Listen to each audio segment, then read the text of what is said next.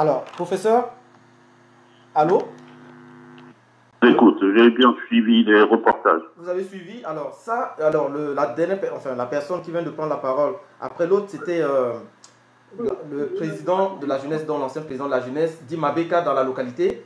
Euh, le rôle des autorités locales dans l'exploitation, dans la commercialisation des produits miniers dans la commune de Soussouna-Kombo. Vous voyez qu'il y a, il y a beaucoup d'ambiguïté. Oui, Donc, pour nos téléspectateurs, d'après ce que vous venez de suivre, oui.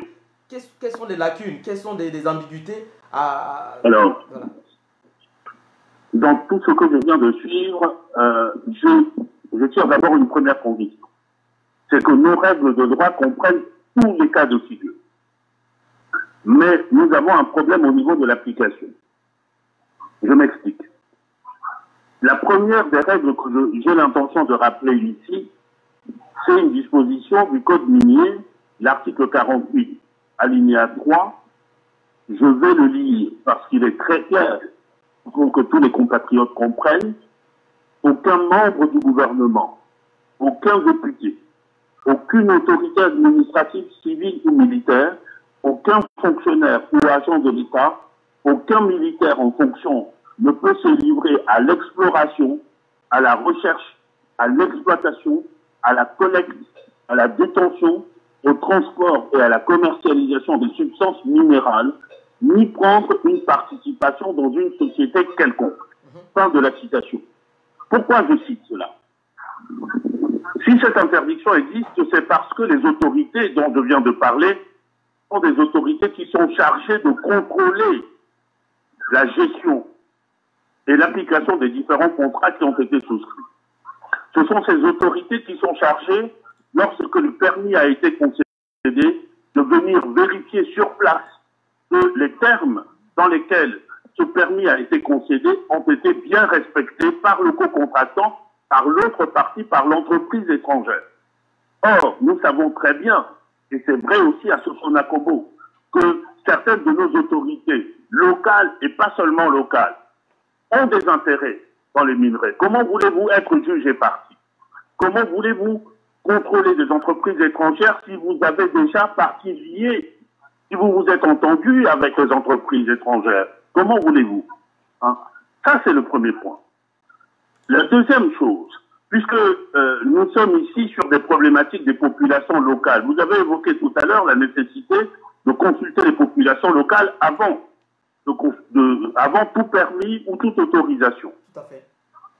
Il faut ajouter à cela que le titulaire du permis de conduite, que ce soit d'exploration, de recherche ou d'exploitation en matière minière, a l'obligation, une obligation à l'égard de ses employés et de leurs familles, étant entendu que normalement, la plupart de ces employés doivent être les populations locales.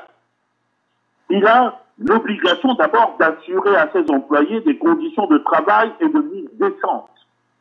Et le Code précise très bien que cela concerne l'habitat, l'hygiène et la sécurité au travail.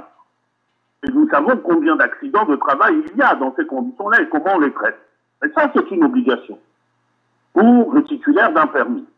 L'autre obligation pour le titulaire du permis, c'est de contribuer au développement des collectivités qui sont non seulement les collectivités qui sont situées dans le périmètre du permis, mais aussi des collectivités riveraines, c'est-à-dire celles qui sont autour.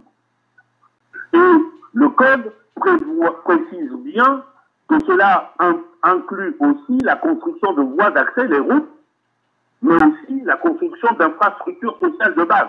Les infrastructures sociales de base, ce sont les écoles, ce sont les dispensaires, c'est tout ce qui peut contribuer à l'éducation, à la santé et autres de la population locale. Est-ce que les titulaires des permis le font? Nous savons que non.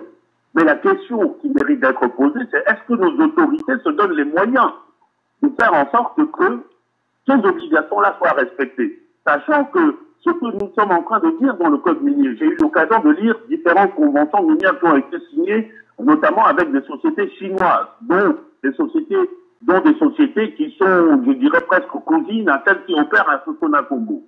Ces obligations-là sont encore plus détaillé dedans. Mais nous avons un problème chez nous, qui est celui du contrôle de l'application des obligations de nos co-contractants. Mais je le dis en termes juridiques, mais quand vous êtes à Bangui, vous voyez très bien que des enveloppes circulent, ou vous entendez parler d'enveloppes qui circulent, et les enveloppes tiennent lieu de contrôle ou d'éléments de contrôle sur ces sociétés-là, elles font ce qu'elles veulent.